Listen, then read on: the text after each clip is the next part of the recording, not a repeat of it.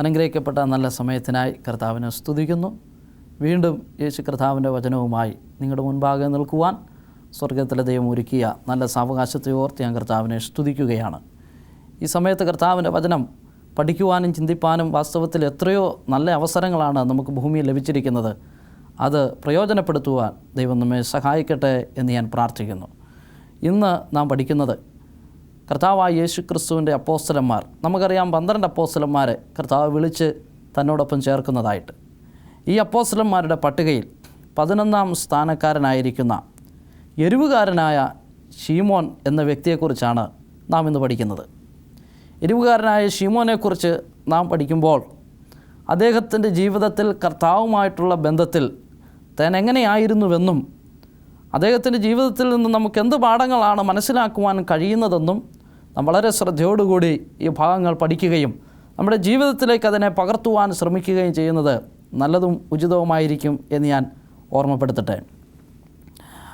എരിവുകാരനായ ശീമോനെക്കുറിച്ച് 12 അപ്പോസ്തലന്മാരുടെ ലിസ്റ്റിലല്ലാതെ മറ്റ് പുസ്തകങ്ങളിലോ എഴുത്തുകളിലോ അദ്ദേഹത്തെക്കുറിച്ച് ഒരു രേഖയും കാണുന്നില്ല. ആയതിനാൽ ഇദ്ദേഹത്തെക്കുറിച്ച് കൂടുതലൊന്നും നമുക്ക് കണ്ടെത്തുവാനും പഠിക്കുവാനും കഴിയത്തില്ല. ലഭ്യമായിരിക്കുന്ന ആ ഒരു ചെറിയ വിശദ അംശങ്ങളിൽ കൂടി മാത്രം നമുക്ക് അദ്ദേഹത്തെക്കുറിച്ച് മനസ്സിലാക്കുവാൻ സാധിക്കത്തുള്ളൂ എന്നുള്ളത് നമ്മുടെ ഓർമ്മയിൽ നാം സൂക്ഷിക്കേണ്ടത് ആവശ്യമാണ്. അപ്പോൾ ഈ എരിവുകാരനായ ശീമോനെ സംബന്ധിച്ചിടത്തോളം ഇദ്ദേഹത്തിൻ്റെ ജീവിത പശ്ചാത്തലം എന്ന് പറഞ്ഞാൽ ഒരു മത തീവ്രവാദിയായ വ്യക്തിയായിരുന്നു. എന്ന് പറഞ്ഞാൽ സ്വരാജ്യ സ്നേഹിയും മത തീവ്രവാദവും അദ്ദേഹത്തിനുണ്ടായിരുന്നുവെന്ന് അദ്ദേഹത്തിൻ്റെ ചരിത്രം പഠിക്കുമ്പോൾ നമുക്ക് കാണുവാൻ തക്കവണ്ണം സാധിക്കും.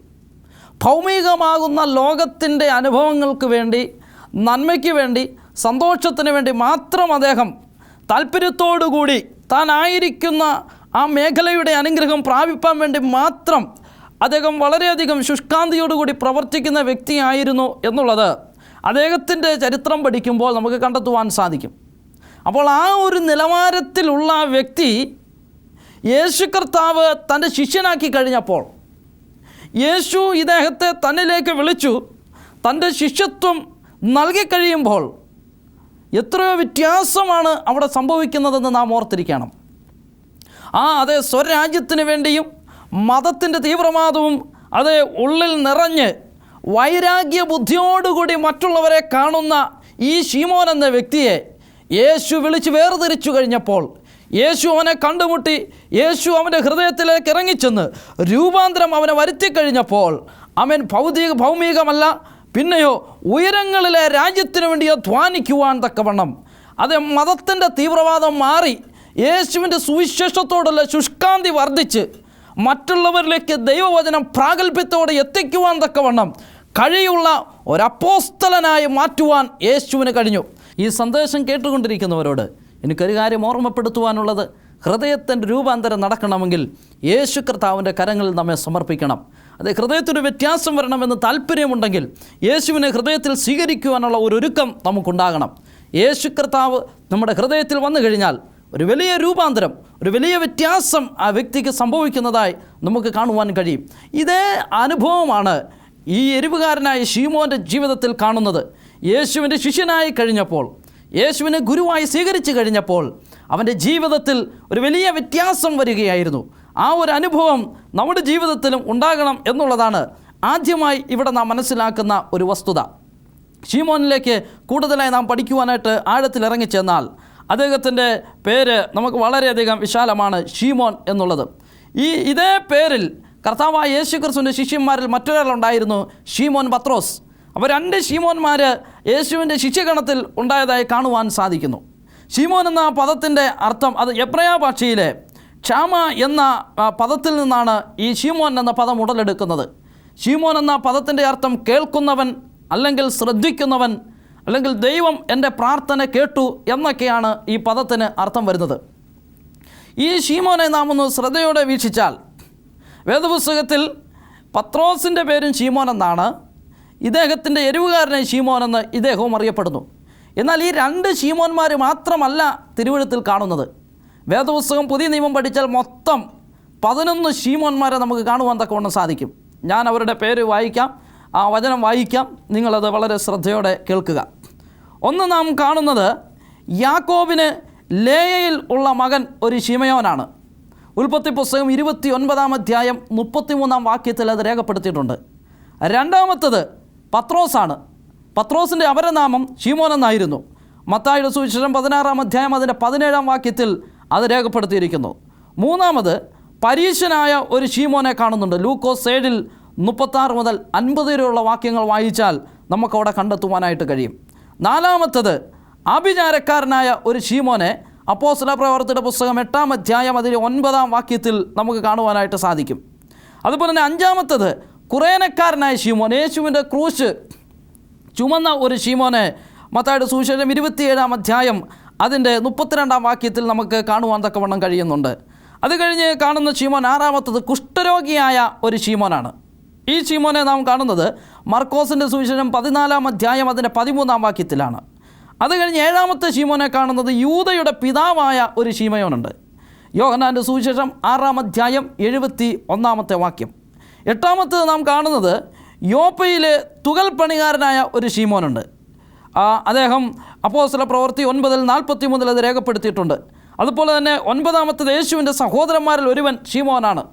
മത്തായി 13:55 വായിച്ചാൽ അത് നമുക്ക് കാണുവാൻ സാധിക്കും. 10-ാമത്തേത് യേശുവിന് വേണ്ടി കാത്തിരുന്ന വൃദ്ധനായ ഒരു ശിമോനെ ലൂക്കോസിൻ്റെ സുവിശേഷം 2 അധ്യായം 25 വാക്യത്തിൽ നമുക്ക് കാണാൻ സാധിക്കും. 11-ാമത്തേതാണ് എരിവുകാരനായ ശിമോൻ, ഇന്ന് നാം പഠിക്കുന്ന ശിമോൻ. മത്തായി സുവിശേഷം 10 അധ്യായം 4 വാക്യത്തിൽ ഈ ശിമോനെ നമുക്ക് കാണുവാൻ തക്കവണ്ണം സാധിക്കുന്നു. ഇങ്ങനെ വേദപുസ്തകത്തിൽ 11 ശിമോന്മാരെ നമുക്ക് കണ്ടെത്തുവാൻ സാധിക്കും. പഴയ നിയമത്തിൽ നിന്നും ഒരു ശിമോനും ബാക്കി 10 പേരെ പുതിയ നിയമത്തിൽ നിന്നും നമുക്ക് മനസ്സിലാക്കുവാനായിട്ട് സാധിക്കും. എന്നാൽ ഈ എരിവുകാരനായ ശിമോനെ ഒന്ന് നാം പഠിച്ചു കഴിഞ്ഞാൽ, ഞാൻ പറഞ്ഞല്ലോ വേദപുസ്തകത്തിൽ അദ്ദേഹത്തെക്കുറിച്ചുള്ള പരാമർശങ്ങളില്ലാത്തത് കൊണ്ട് ഒരുപാട് വാക്യങ്ങളെടുത്ത് ശിമോനെക്കുറിച്ച് പഠിപ്പിക്കാൻ സാധിക്കത്തില്ല. ചരിത്രപരമായിരിക്കുന്ന പഠനം മാത്രമേ ശിമോനിൽ നിന്നും നമുക്ക് ലഭ്യമാകുന്നുള്ളൂ. അവിടേക്ക് നമുക്ക് ശ്രദ്ധിക്കാം. അപ്പോൾ ഈ എരിവുകാരനായ ശിമോൻ എന്ന പേര് വരുവാനായിട്ട് കാരണമുണ്ട്.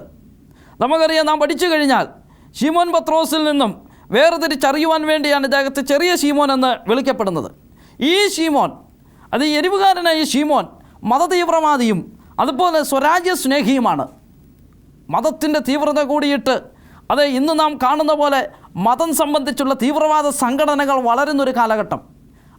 അതുപോലെ തന്നെയായിരുന്നു എരിവുകാരനെ ശിമോനും ഈ സംഘത്തിൽപ്പെട്ടവനായിരുന്നു. ഇവനെ എങ്ങനെയാണ് യേശു മാനസാന്തരപ്പെടുത്തിയതെന്നുള്ളത് വളരെയധികം ചിന്താതീതമായ ഒരു വലിയ കാര്യമാണ്. നമ്മുടെ പ്രവർത്തനമെന്ന് പറഞ്ഞാൽ യേശു ക്രിസ്തുവിൻ്റെ കൂടെ ഇവൻ എങ്ങനെ വന്നു എന്നുള്ളത് ചിന്തിക്കണം. എരിവുകാരൻ എന്ന് അറിയപ്പെടുന്നത് ഒരു പ്രത്യേക വിഭാഗം ആൾക്കാരാണ്.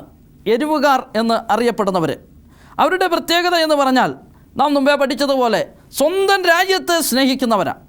ആ സ്വന്തം രാജ്യത്തിനെതിരെ വിദ്വേഷം കാണിക്കുന്നവരോടോ അനീതി ചെയ്യുന്നവരോടോ ക്ഷമയുടെ ഒരു കണിക പോലും കാണിക്കാതെ അവരെ ശിക്ഷിക്കുന്ന ഒരു പ്രത്യേക വിഭാഗമാണ് എരിവുകാർ. മറ്റൊന്ന് മതതീവ്രവാദികളുമായിരുന്നു. അപ്പോൾ ഈ കൂട്ടത്തിലുള്ള ഈ എരിവുകാരനെ ശിമോനെ യേശു മാനസാന്തരപ്പെടുത്തിയത് എങ്ങനെയാണെന്ന് ഒരുപക്ഷെങ്കിൽ വേദപുസ്തകത്തിൽ ഒരു രേഖയില്ല എങ്കിൽ പോലും നാം ചിന്തിച്ചു കഴിഞ്ഞാൽ ഇത്രമാത്രം നമുക്ക് മനസ്സിലാക്കാം. നാം മത തീവ്രവാദികളെന്ന് വിളിക്കുകയും നാം മനഃപൂർവ്വം ഒഴിവാക്കുകയും ചെയ്യുന്ന ഒരു വ്യക്തിയെ പോലും യേശു സ്നേഹിക്കുന്നു. യേശു ക്രിസ്തുവിൻ്റെ ശിഷ്യന്മാരിൽ പലരെയും നാം പഠിച്ചു കഴിഞ്ഞാൽ മതത്തിൻ്റെ തീവ്രവാദികൾ, മീൻ പിടിക്കുന്നവർ, മറ്റ് തുകൽ പണിക്കാർ, ഇങ്ങനെയുള്ള വിഭാഗത്തിൽപ്പെടുന്ന വിവിധ വിഭാഗത്തിൽ മേഖലകളിലുള്ളവരെ കാണുവാൻ സാധിക്കും. അതിൻ്റെ അർത്ഥമെന്ന് പറയുന്നത് യേശു ആരെയും ഉപേക്ഷിക്കുന്നവനല്ല, അവൻ എല്ലാ വിഭാഗം ആൾക്കാരെയും സ്നേഹിക്കുന്നവനാണ്. അതാണ് എൻ്റെ കർത്താവിൻ്റെ ഒരു പ്രത്യേകത. അവൻ എല്ലാ വിഭാഗം ആൾക്കാരെയും സ്നേഹിക്കുകയും അവർക്ക് വേണ്ടി കരുതുകയും ചെയ്യുന്നവനാണ് എൻ്റെ യേശു കർത്താവ്. അതുകൊണ്ടാണ് യേശു ക്രിസ്തു ശിഷ്യന്മാരെ വിവിധ അളവിലും നിലവാരത്തിലുമുള്ളവരെ ശിഷ്യന്മാരുടെ സംഘത്തിലേക്ക് ചേർക്കുവാൻ തക്കവണ്ണം ഇടയായി തീർന്നത് എന്ന് ഞാൻ ഓർമ്മപ്പെടുത്തട്ടെ. അങ്ങനെ യേശു ക്രിസ്തുവിൻ്റെ കൂടെ അവൻ വന്നു കഴിഞ്ഞപ്പോൾ ഇവൻ്റെ ജീവിതത്തിലൊരു വലിയ വ്യത്യാസം വന്നു. ഇവൻ്റെ പ്രവർത്തിക്കൊരു വലിയ വ്യത്യാസമുണ്ടായി. ഒരിക്കൽ പോലും മാനസാന്തരപ്പെടുകയില്ല, ഇവൻ ഒരിക്കൽ പോലും രക്ഷിക്കപ്പെടുകയില്ല എന്ന് പലരും കരുതിയിരുന്ന ഒരു വ്യക്തി, അതായത് എരിവുകാരനായ ശിമോൻ. അവൻ്റെ കുടുംബക്കാർ ഒരിക്കലും കരുതിയില്ല ഇവൻ എന്തെങ്കിലും ഒരു നല്ലവനായി തീരുമെന്ന്. ഈ മതത്തിൻ്റെ തീവ്രവാദം ഉപേക്ഷിച്ച്, സ്വരാജ്യ സ്നേഹമൊക്കെ ഉപേക്ഷിച്ച്, ഇവൻ എന്തെങ്കിലും ഒരു നല്ല മനുഷ്യനായി, സമൂഹത്തെ സ്നേഹിക്കുന്നവനായി, സമൂഹത്തെ ബഹുമാനിക്കുന്നവനായി തീരുമെന്ന് ഇവൻ്റെ സുഹൃത്തുക്കളോ മാതാപിതാക്കളോ അല്ലെങ്കിൽ ബന്ധുമിത്രർ ആരും തന്നെ കരുതിയതല്ല. എന്നാൽ യേശു അവൻ്റെ ജീവിതത്തിൽ കടന്നു വന്നപ്പോൾ, യേശു അവൻ്റെ ഹൃദയത്തിലേക്ക് ഇറങ്ങിച്ചെന്ന് അവനെ ഒന്ന് അളന്നു നോക്കിയപ്പോൾ, യേശു കർത്താവ് ഇവനെ ഒരു പുതിയ അനുഭവത്തിലേക്ക്, പുതിയ തലങ്ങളിലേക്ക് നടത്തുവാൻ തക്കവണ്ണം ഇടയായിത്തീർന്നു. ഇന്ന് ഈ സന്ദേശം കേൾക്കുന്നവരോട് ഞാനൊരു കാര്യം ഓർമ്മപ്പെടുത്തട്ടെ. പലപ്പോഴും നാം ചിന്തിക്കാം, അതേ, യേശു കർത്താവിന് എന്നെ രൂപാന്തരപ്പെടുത്തുവാൻ കഴിയുമോ, എന്നെ മനസ്സാന്തരപ്പെടുത്തുവാൻ കഴിയുമോ, ഞാനൊരു വലിയ പാപിയല്ലേ എന്ന് ചിന്തിക്കാം. കർത്താവിൻ്റെ വചനം നമ്മെ ഓർമ്മപ്പെടുത്തുന്നത് ഇങ്ങനെയാണ്: തൻ്റെ ലംഘനം മറയ്ക്കുന്നവന് ശുഭം വരികയില്ല, അവയെ ഏറ്റുപറഞ്ഞ് ഉപേക്ഷിക്കുന്നവന് കരുണ ലഭിക്കും. ഏറ്റുപറയുവാൻ മനസ്സൊരുക്കമുണ്ടോ? അപ്പോൾ ഇന്ന് പലരും ചിന്തിക്കുന്നത്, ഞാനൊരു പാപത്തിൻ്റെ അനുഭവത്തിൽ ജീവിക്കുന്നവനാണ്. ചിലരൊക്കെ ഞാൻ ഇങ്ങനെ പറയാറുണ്ട്, സഭയിലൊക്കെ ആരാധനയ്ക്ക് വരണമെന്ന് പറയും, പാസ്റ്ററെ, ഞാനൊരു വലിയ പാപിയായ മനുഷ്യനാണ്, എനിക്കവിടെ വന്നിരിക്കുവാനോ ആരാധിക്കുവാനോ പ്രാർത്ഥിപ്പാനോ എനിക്ക് കഴിയത്തില്ല, ഞാൻ വലിയൊരു പാപിയാണ്. ഈ പാപികളെ തേടിയാണ് യേശു വന്നത്. ഞാൻ പറഞ്ഞു, സ്നേഹിത, നിനക്ക് വേണ്ടിയാണ് യേശു ക്രിസ്തു വന്നത്, എനിക്ക് വേണ്ടിയാണ് യേശു വന്നത്, നമ്മെ പാപത്തിൽ നിന്ന് വീണ്ടെടുക്കാനാണ് യേശു വന്നത്. മുൻപ് നാം ദാസന്മാരായിരുന്നു, മുൻപ് നാം യജമാനനെ എന്നാണ് അവനെ വിളിച്ചിരുന്നത്.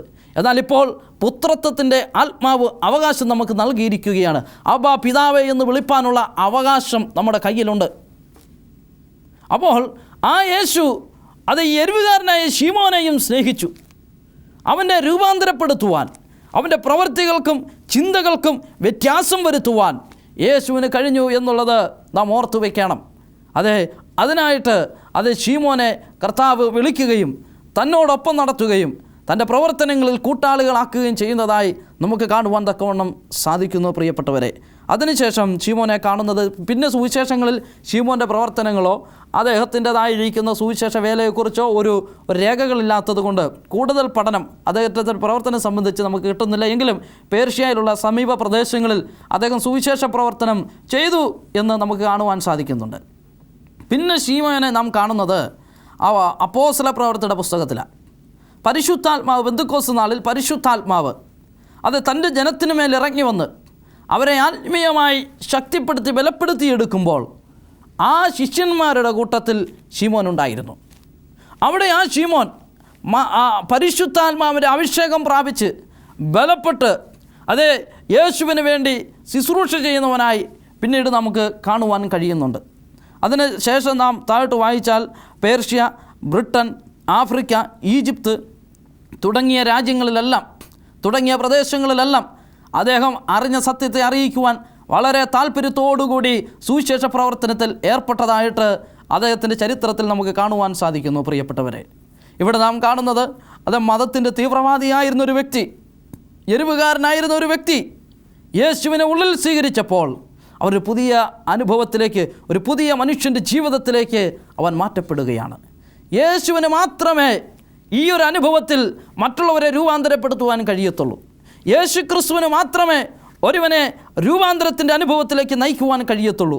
അവൻ്റെ വചനത്തിന് മാത്രമേ ജീവിതത്തിലെ നിലവാരത്തിന് വ്യത്യാസം വരുത്തുവാൻ കഴിയത്തുള്ളൂ. പാപത്തിൻ്റെ വലിയ ഭാരവും പേറി മാനവരാശി മുഴുവനും പാപത്തിൽ വലിയ കയ്പ് കുടിച്ച് അവർ നിലത്തു വീണ് മത്തനായി കിടക്കുമ്പോൾ അവിടെ നിന്നും ഇവനെ വിളിച്ചെണീപ്പിച്ച് സ്വന്തം രക്തം കൊണ്ട് കഴുകി വൃത്തിയാക്കി അവൻ്റെ പാപങ്ങളെല്ലാം പോക്കി അവനെ ഹിമം പോലെ വെളുപ്പിച്ച് സ്വർഗരാജ്യത്തിൽ കൊള്ളാവുന്നവനാക്കി തീർക്കുവാൻ യേശുവിന് കഴിഞ്ഞു. ഇതേ അനുഭവമാണ് ശീമോൻ്റെ ജീവിതത്തിലും നമുക്ക് കണ്ടെത്തുവാനായിട്ട് കഴിയുന്നത്. പ്രിയപ്പെട്ടവരെ, അതിനുശേഷം നാം നോക്കുമ്പോൾ ശീമോൻ്റെ മരണം സംബന്ധിക്കുന്ന അനുഭവങ്ങളേ ഉള്ളൂ. വേറെ ഒന്നും ശീമോനിൽ നിന്നും സുവിശേഷങ്ങളിൽ നിന്നും നമുക്ക് കണ്ടെത്തുവാൻ സാധിക്കുന്നില്ല. ശീമോൻ്റെ മരണം സംബന്ധിച്ച് ഇങ്ങനെയാണ് പറയുന്നത്: യെരൂശലേമിലുള്ള യഹൂദന്മാർ മുഴുവനും ശീമോൻ സുവിശേഷം പ്രസംഗിച്ച് നടന്നു. അനേകം പേര് മാനസാന്തരപ്പെട്ടു, അനേകം പേര് യേശുവിനെ രക്ഷിതാവായി സ്വീകരിച്ചു. ആ ഒരു അനുഭവത്തിലേക്ക് വന്നപ്പോൾ യഹൂദന്മാർ മുഴുവനും ചേർന്ന് ഇവനൊരു മന്ത്രവാദി ആണ് എന്നും പറഞ്ഞ് ഇവനെ പിടിക്കുകയും ഇവനെ അറസ്റ്റ് ചെയ്യുകയും അന്നത്തെ ചക്രവർത്തിയായിരുന്ന ട്രാജൻ്റെ മുൻപിൽ കൊണ്ടുവന്ന് നിർത്തി വിസ്താരം ചെയ്യുകയും ചെയ്തു. ആ സമയത്ത് ഒടുവിൽ ഈ ചക്രവർത്തി ഇങ്ങനെ കൽപ്പന കൊടുത്തു: ഇവൻ യഹൂദ മതത്തിനെതിരെയും രാജ്യത്തിനെതിരെയും പ്രമാണത്തിനെതിരെയും വിശ്വാസങ്ങൾക്കെതിരെയും പ്രവർത്തിച്ചതുകൊണ്ട് ഇവനെ ക്രൂശിച്ച് കൊന്നുകളക എന്ന് കൽപ്പന കൊടുത്തു. അങ്ങനെ അദ്ദേഹത്തെ യെരുശലേമിൽ വെച്ച് ക്രൂശിൽ കൊന്നുകളഞ്ഞതായി കാണുവാൻ സാധിക്കുന്നു. ക്രൂശ് മരണം വരിച്ചതായി കാണുവാൻ സാധിക്കുന്നു. പ്രിയപ്പെട്ടവരെ, നാം കണ്ടല്ലോ അപ്പോസ്തലന്മാരെല്ലാവരും തന്നെ അവസാന നാളുകളിൽ വളരെ കഷ്ടം സഹിച്ച് വളരെ പീഡനമേറ്റ് അവർ അത് രക്തസാക്ഷിത്വം വഹിക്കുന്നതായി കാണുവാൻ സാധിക്കും. വിശുദ്ധ തിരുവെഴുത്തുകൾ ഈ പ്രശ്നങ്ങൾ, ഈ പ്രതികൂലങ്ങൾ അവർക്കുണ്ടാകുമ്പോഴും അവരുടെ ഹൃദയത്തിൽ അവർക്കുണ്ടായിരുന്ന വലിയ സന്ദേശം ഇന്ന് ജീവിക്കുന്ന നമുക്ക് കൈമാറിയിട്ടുണ്ട്. അതിലൊന്ന് നിങ്ങളുടെ ശ്രദ്ധയിലേക്ക് കൊണ്ടുവരാം. 2 തീമോത്തിയോസിന് എഴുതിയ ലേഖനം 2-ാം അധ്യായം അതിൻ്റെ 15-ാം വാക്യം. 2 തീമോത്തി 2:15. സത്യവചനത്തെ യഥാർത്ഥമായി പ്രസംഗിച്ചുകൊണ്ട് ലജ്ജിപ്പാൻ സംഗതിയില്ലാത്ത വേലക്കാരനായി ദൈവത്തിന് കൊള്ളാവുന്നവനായി നിൽപ്പാൻ ശ്രമിക്കുക. നിൽപ്പാൻ ശ്രമിക്കുക എന്ന് പറഞ്ഞ അർത്ഥം എന്താ? നിൽക്കുവാൻ കഴിയാത്ത സാഹചര്യമാണ് ഉള്ളത്. എങ്ങനെ നിൽക്കുവാൻ? നല്ല വേലക്കാരനായി നിൽക്കുവാൻ കഴിയാത്ത ഒരു സാഹചര്യം. കാരണം വചനം പറയുന്നത് പിശാച് അലറുന്ന സിംഹം പോലെ നിങ്ങളുടെ ഇടയിലേക്ക് ഇറങ്ങി വന്നിരിക്കുന്നു എന്നാണ്. അപ്പോൾ ഇവിടെ അങ്ങനെ നിൽക്കുവാൻ കഴിയാത്ത ഒരു സാഹചര്യം എത്തിയതുകൊണ്ട് ഇവിടെ തീമോത്തിയോസിന് അപ്പോസ്തലൻ പൗലോസ് ലേഖനം എഴുതുമ്പോൾ പറയുന്നത് നല്ല വേലക്കാരനായിരിക്കാൻ നിങ്ങൾ ശ്രമിക്കണമെന്നാണ്. അതിന് മുമ്പോട്ടുള്ള വാക്യം വെച്ച സത്യവചനത്തെ എങ്ങനെ പ്രസംഗിക്കണം? യഥാർത്ഥമായി പ്രസംഗിക്കണം. വചനത്തെ കോട്ടി, വചനത്തിൻ്റെ ചില ഭാഗങ്ങൾ മാറിപ്പോയി, അതിൻ്റെ ആവശ്യമില്ല എന്ന് പറഞ്ഞ് ചിലരൊക്കെ പറഞ്ഞ് ഞാൻ കേട്ടിട്ടുണ്ട്. പക്ഷേ ഉൽപ്പത്തി മുതൽ മലാക്കി വരെയുള്ള പഴയ നിയമ പുസ്തകങ്ങളുടെ കാലഘട്ടം തീർന്നു, മത്തായി മുതൽ വെളിപ്പാട് വരെയുള്ള പുസ്തകങ്ങൾ മതിയെന്ന. യഥാർത്ഥമായിട്ട് ചിലർ പറയും യേശു കർത്താവ് ദൈവമല്ല, അവൻ ഒരു മാലാഖ, ഒരു ദൂതനായിരുന്നു, ഒരു ദാസനായിരുന്നു എന്നൊക്കെ പറയാറുണ്ട്. എന്നാൽ പൗലോസ് പറയുന്നത് നിങ്ങൾ ഊഹാപോഹങ്ങളെ അല്ല, അത് തന്നെയാണ് ശീമോൻ ചെയ്തതും. അതുകൊണ്ടാണ് യെരുശലേമിൽ അദ്ദേഹത്തെ കൊല്ലുവാൻ വേണ്ടി അവർ വളരെ വേഗതയിൽ തിടുക്കം കാണിച്ചത്. അപ്പോൾ യഥാർത്ഥമായിട്ട് ദൈവത്തിൻ്റെ വചനം പ്രസംഗിക്കണം. ദൈവത്തിൻ്റെ വചനം എന്താണ് പറയുന്നത് അത് യഥാർത്ഥമായി സമൂഹത്തിലേക്ക് എത്തിക്കുവാനുള്ള ബാധ്യതയാണ് ദൈവം വിളിച്ച് വേർതിരിക്കുന്ന ഓരോ വ്യക്തിക്കുമുള്ളത്. ഈ സന്ദേശം കേൾക്കുമ്പോൾ എനിക്കും നിനക്കുമുള്ള ഉത്തരവാദിത്വമെന്ന് പറയുന്നത് അവൻ്റെ വചനം യഥാർത്ഥമായി പ്രസംഗിക്കണമെന്നുള്ളതാണ്. സത്യസന്ധമായി പ്രസംഗിക്കണം എന്നുള്ള ഉത്തരവാദിത്വം നമുക്കുണ്ട്. എന്നിട്ട് കർത്താവ് പറയുന്നത് ലജ്ജിപ്പാൻ സംഗതിയില്ലാത്ത വേലക്കാരനായി ദൈവത്തിന് കൊള്ളാവുന്നവനായി, ദൈവത്തിന് കൊള്ളാവുന്നവനായി. അപ്പോൾ ചിലപ്പോൾ സമൂഹം വെറുക്കും, കുടുംബക്കാർ വെറുക്കും, ദേശത്തുള്ളവർ വെറുക്കുവാനിടയുണ്ട്. എന്നാൽ കർത്താവ് പറയുന്നത്, വചനം രേഖപ്പെടുത്തുന്നത് നിങ്ങൾ ദേശത്തിന് കൊള്ളാവുന്നവനായോ അല്ലെങ്കിൽ സമൂഹത്തിൻ്റെ ഇഷ്ടത്തിനനുസരിച്ചോ രാജ്യത്തിൻ്റെ പ്രമാണം അനുസരിച്ചോ അല്ല, ദൈവത്തിന് കൊള്ളാവുന്നവനായി നിൽക്കണം. അതൊന്ന് വലിയ പാടാണ്. മനുഷ്യർ പലരും പറഞ്ഞു കേട്ട നമ്മൾ ഒരു പ്രാർത്ഥനയ്ക്കോ ആരാധനയ്ക്കോ വിളിച്ചാൽ പോലും പറയും പാസ്റ്റർ എനിക്കത് പറ്റുന്ന ഒരു കാര്യമല്ല ഇപ്പോൾ. എന്നാൽ ഇവിടെ വചനം പറയുന്നത് യഥാർത്ഥമായി പ്രസംഗിച്ച് ദൈവത്തിന് കൊള്ളാവുന്ന വേലക്കാരനായി. ഒരു വേലക്കാരൻ്റെ ഉത്തരവാദിത്വം എന്ന് പറയുന്നത് തന്നെ ഏൽപ്പിക്കുന്ന ദൗത്യം അത് യഥാർത്ഥമായി ഭംഗിയായി ചെയ്യണമെന്നുള്ളതാണ്. സുവിശേഷ വേലയെ സംബന്ധിച്ചിടത്തോളം അതിൻ്റെ ഉത്തരവാദിത്വം ഏറ്റെടുത്ത് ഭംഗിയായി നിവർത്തിക്കുക എന്ന കടമയാണ് ഓരോ അപ്പോസ്തലന്മാർക്കും ദൈവം കൊടുത്തത്, കർത്താവ് കൊടുത്തത്. നിങ്ങൾ പോയി സകല ദേശത്തേക്കും പോയി ഈ സുവിശേഷം ലോകമെങ്ങും പ്രസംഗിക്കുവാനാണ് യേശു അവരെ വിളിക്കുന്നത്. 12 പേരെയും വിളിച്ചിട്ട് പറയുന്നു, നിങ്ങൾ ഭൂലോകത്തിൻ്റെ അറ്റത്തോളം, ഇതാ ലോകത്തിൻ്റെ അന്ത്യനാഴികയിലാണ് നാം ആയിരിക്കുന്നത്. ഇനി അധികം സമയം നമുക്ക് മുമ്പിലില്ല. ഈ അപ്പോസ്തലന്മാർ കാണിച്ചു തന്ന മാതൃക സുവിശേഷം ലോകത്തിൻ്റെ അറ്റത്തോളം എത്തിക്കുവാനുള്ള ഒരു വലിയ വാഞ്ച നമ്മുടെ ഹൃദയത്തിലുണ്ടാകണം. എരിവുകാരൻ എന്ന പദം പിന്നീട് സുവിശേഷത്തിന് വേണ്ടി അദ്ദേഹം എരിവുള്ളവനായി തീർന്നുവെന്ന് നമുക്ക് കാണുവാൻ കഴിയുന്നുണ്ട്. സുവിശേഷത്തിന് വേണ്ടി ഇപ്രകാരം എരിവുള്ളവനായി നിൽക്കുവാൻ നമുക്ക് കഴിയുന്നുണ്ടോ? ഒരിക്കൽ ഒരു വാത്സല്യ മാതാവ് എൻ്റെ അടുക്കൽ വന്നു. ഞാൻ മാതാവിനോട് ചോദിച്ചു, അമ്മേ എങ്ങനെ ഇരിക്കുന്നു കാര്യങ്ങളൊക്കെ? അപ്പോൾ പറഞ്ഞു ക്ഷേമമായിട്ട് പോകുന്നു, ദൈവകൃപയാൽ 7 മക്കളുണ്ട്, 7 മക്കൾ. അപ്പോൾ ഞാൻ ചോദിച്ചു, അമ്മേ മക്കളൊക്കെ എങ്ങനെ ഇരിക്കുന്നു, സുഖമായിട്ടിരിക്കുന്നു എന്ന് ചോദിച്ചപ്പോൾ എന്നോട് പറഞ്ഞു, പാസ്റ്റർ എല്ലാം സുഖമായിട്ടിരിക്കുന്നു. ഞാൻ എൻ്റെ ചെറുപ്പത്തിൽ അതെനിക്ക് ആദ്യ മകനുണ്ടായപ്പോൾ ഞാൻ നേർന്നിരുന്നത് എൻ്റെ മക്കളിൽ ഒരുവനെ ഞാൻ കർത്താവിന് വേണ്ടി കൊടുക്കുമെന്ന് പറഞ്ഞു. സുവിശേഷത്തിന് വേണ്ടിയുള്ള എരിവ് ഞാൻ അവിടെ കണ്ടു. പക്ഷേ ഞാൻ പറഞ്ഞു, ഇപ്പോൾ ആ മകൻ എവിടെയാണ്? അവൻ വീട്ടിലുണ്ട്. അവനെ ഞാൻ യേശുവിന് വേണ്ടി കൊടുത്തിരിക്കുകയാണ്. ഞാൻ പറഞ്ഞു, എനിക്ക് ആ മകനെ ഒന്ന് കാണുവാൻ താല്പര്യമുണ്ട് എന്ന് പറഞ്ഞു. പ്രിയപ്പെട്ടവർ, ഞാൻ ആ വീട്ടിൽ ചെന്ന് അമ്മയുടെ വിവരങ്ങളൊക്കെ ചോദിച്ചപ്പോൾ അതേ ആദ്യത്തെ 3 ആൺമക്കളും അമേരിക്കൻ ഡോക്ടർമാരാണ്. പിന്നെ 3 പെൺപിള്ളേരാണ് ഉള്ളത്. അവരെ 3 പേരെയും ക്ഷേമമായി തന്നെ കെട്ടിച്ചു വിട്ടു. അവരെല്ലാം നല്ല കുടുംബജീവിതം നയിക്കുകയാണ്. 7ാമത്തവൻ അവന് അദ്ദേഹത്തിൻ്റെ കാര്യം ചോദിച്ചു പറഞ്ഞു, അവൻ സുവിശേഷ പ്രവർത്തനം നടത്തുകയാണ്. അവനെ സുവിശേഷ വേലയ്ക്ക് വേണ്ടി ഞാൻ കർത്താവിന് കൊടുത്തു. ഞാൻ പറഞ്ഞു, എവിടെ? എനിക്ക് കാണുവാൻ താല്പര്യമുണ്ട്. അപ്പോൾ പറഞ്ഞു, അവൻ അകത്തുണ്ട്. ഞാൻ അകത്ത് ചെന്നപ്പോൾ കണ്ടത് അരയ്ക്ക് താഴോട്ട് തളർന്ന് കിടക്കുകയാണ്. അരയ്ക്ക് താഴോട്ട് തളർന്ന് കിടക്കുകയാണ് അവൻ. എന്നിട്ട് അവൻ സുവിശേഷ പ്രവർത്തകനാണെന്ന് അമ്മ പറഞ്ഞിട്ട് ഒരു ബൈബിളും കുറേ ലഘുലേഖകളും അവൻ്റെ മേശയെടുത്ത് അടുക്കി വെച്ചിരിക്കുകയാണ്. ഞാൻ ഇവനെ കർത്താവിന് വേണ്ടി കൊടുത്തിരിക്കുക എന്ന് പറഞ്ഞു. ഞാൻ ചോദിക്കട്ടെ, ഇങ്ങനെ പലരും ചെയ്യുന്നത്? വയ്യാത്തതിനെയും ഉടക്കു വന്നതിനെയും ചളങ്ങിയതിനെയും എല്ലാം സുവിശേഷത്തിന് കൊടുത്തിട്ട് കൊള്ളാവുന്നതിനെയൊക്കെ അമേരിക്കയ്ക്കും ലണ്ടനിലും വിട്ട് ഡോക്ടർമാരാക്കി പഠിപ്പിക്കുകയാണ്. ഇതാണോ സുവിശേഷത്തിന് വേണ്ടിയുള്ള എരിവ്? ഇവിടെ നാം ഒരു കാര്യം മനസ്സിലാക്കണം.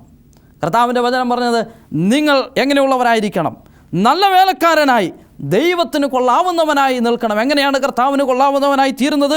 2 തീമോഥെയോസിൻ്റെ ലേഖനം 2-ാം അധ്യായം 19-ാം വാക്യത്തിൽ നാം കാണുന്നു, എങ്കിലും ദൈവത്തിൻ്റെ സ്ഥിരമായ അടിസ്ഥാനം നിലനിൽക്കുന്നു. കർത്താവ് തനിക്കുള്ളവരെ അറിയുന്നു എന്നും കർത്താവിൻ്റെ നാമം ഉച്ചരിക്കുന്നവൻ എല്ലാം അനീതി വിട്ടുനിന്നുകൊള്ളട്ടെ എന്നുമാകുന്നു അതിൻ്റെ മുദ്ര. കർത്താവിൻ്റെ നാമം ഉച്ചരിക്കുന്നവനെല്ലാം അനീതിയിൽ നിന്നും വിട്ടുനിൽക്കണം. അങ്ങനെ അനീതിയിൽ നിന്നും വിട്ടുനിൽക്കുമ്പോഴാണ് നീ ദൈവത്തിന് കൊള്ളാവുന്നവനാകുന്നത്. അനീതിയിൽ നിന്നും മാറി ജീവിക്കുവാൻ ശീമോന് കഴിഞ്ഞു. മതതീവ്രവാദത്തിൽ നിന്നും മാറി ജീവിക്കുവാൻ, യേശുവിന് വേണ്ടി ജീവിക്കുവാൻ ശീമോന് കഴിഞ്ഞതുകൊണ്ട് അവൻ ദൈവത്തിന് കൊള്ളാവുന്നവനായി തീർന്നു.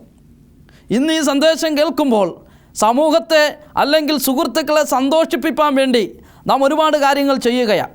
പക്ഷെ ഓർത്തോ, കർത്താവിന് മുമ്പിൽ നാം എങ്ങനെയാണ് ലജ്ജിപ്പാൻ സംഗതി വരുന്നുണ്ടോ? ഇവിടെ നാം മനസ്സിലാക്കേണ്ടുന്ന ഏറ്റവും വലിയ ഒരു സത്യം, ശിമോൻ കർത്താവിൻ്റെ വചനം കേട്ടപ്പോൾ, യേശുവിനെ കണ്ടപ്പോൾ അവൻ തന്നിലുണ്ടായിരുന്ന മതത്തിൻ്റെ തീവ്രവാദം, തന്നിലുണ്ടായിരുന്ന സ്വരാജ്യ സ്നേഹത്തോടുള്ള ബന്ധത്തിൽ അക്രമ സ്വഭാവം, ഇവയെല്ലാം ഉപേക്ഷിച്ച് ഒരു പുതിയ അനുഭവത്തിൽ യേശുവിൻ്റെ ശിഷ്യനായി തീർന്നതുപോലെ ഇന്ന് നാം ആ ഒരു അനുഭവത്തിലേക്ക് വരേണ്ടത് വളരെ ആവശ്യമാണ്. കർത്താവിന് കൊള്ളാവുന്ന വേലക്കാരനായി ഇവിടെ ജീവിക്കുക. അവൻ നമുക്ക് നൽകിയിരിക്കുന്ന ഉത്തരവാദിത്വം, അവന് സുവിശേഷം ലോകം മുഴുവനും എത്തിക്കുവാനുള്ള ഒരു വലിയ വാഞ്ച, ഒരു വലിയ എരിവ് നമ്മുടെ ഹൃദയത്തിൽ ഉണ്ടാകട്ടെ എന്ന് ഞാൻ പ്രാർത്ഥിക്കുന്നു. അങ്ങനെ നാം ഒരുങ്ങുന്നുവെങ്കിൽ മാത്രമേ, അങ്ങനെ നാം തയ്യാറെടുക്കുന്നുവെങ്കിൽ മാത്രമേ നമുക്ക് കർത്താവിനോടൊപ്പം ആയിരിക്കാനും ആ നിത്യസന്തോഷം പങ്കിടുവാനും കഴിയത്തുള്ളൂ എന്ന് ഇവിടെ നമുക്ക് പഠിക്കുവാൻ കഴിയും. അതിനായി നമ്മെ തന്നെ ഒരുക്കാം, നമ്മുടെ ഹൃദയങ്ങളെ അതിനായി കർത്താവിനെ ഏൽപ്പിച്ചു കൊടുക്കാം. അങ്ങനെ ചേർന്ന് നാം ഒന്നിച്ച് കർത്താവിനെ സ്തുതിക്കാം, കണ്ണുകളടയ്ക്കാം, നമുക്കൊന്നിച്ച് പ്രാർത്ഥിക്കാം. ഞങ്ങളെ സ്നേഹിക്കുന്ന ഞങ്ങളുടെ നല്ല ദൈവമേ, സ്വർഗീയ പിതാവേ, കർത്താവെ അനുഗ്രഹിക്കപ്പെട്ട നല്ല സമയത്തിനായി സ്തോത്രം. ഇന്ന് ഞങ്ങൾ കേട്ടതുപോലെ കർത്താവെ, ശീമോനെ പോലെ ആ മതത്തിൻ്റെ തീവ്രവാദം വെടിഞ്ഞ് ക്രിസ്തുവിന് വേണ്ടി കൊള്ളാവുന്ന വേലക്കാരനായി നിൽപ്പാൻ തക്കവണ്ണം ഞങ്ങളെ സഹായിക്കണം. ലോകത്തിൻ്റെ ജ്യോതിസുകളായി മിന്നുവാൻ ഞങ്ങളെ അവിടുന്ന് ഒരുക്കണമെന്ന് പ്രാർത്ഥിക്കുന്നു. ഞങ്ങളുടെ കേടുകുറവുകളെല്ലാം നീക്കി കർത്താവെ, അങ്ങയുടെ കയ്യിൽ മെടയപ്പെട്ട പാത്രമായി തീരുവാൻ അടിയങ്ങളെ ഒരുക്കണം. ഈ സന്ദേശം കേട്ടവരെ കരങ്ങളിൽ സമർപ്പിക്കട്ടെ, സമൃദ്ധിയായിട്ട് അനുഗ്രഹിച്ചാട്ടെ. നിന്റെ കുഞ്ഞുങ്ങളെ അങ്ങ് വിളിച്ച് വേർതിരിച്ചതിനായി സ്തോത്രം. കൃപയാൽ സൂക്ഷിക്കണം. വരവേറ്റവും അടുത്തിരിക്കുന്നുവല്ലോ, തമ്മിൽ കണ്ട് സന്തോഷിപ്പാൻ ഇടയൊരുക്കണം. യേശു ക്രിസ്തുവിൻ മഹത്വമുള്ള നാമത്തിൽ തന്നെ, ആമേൻ.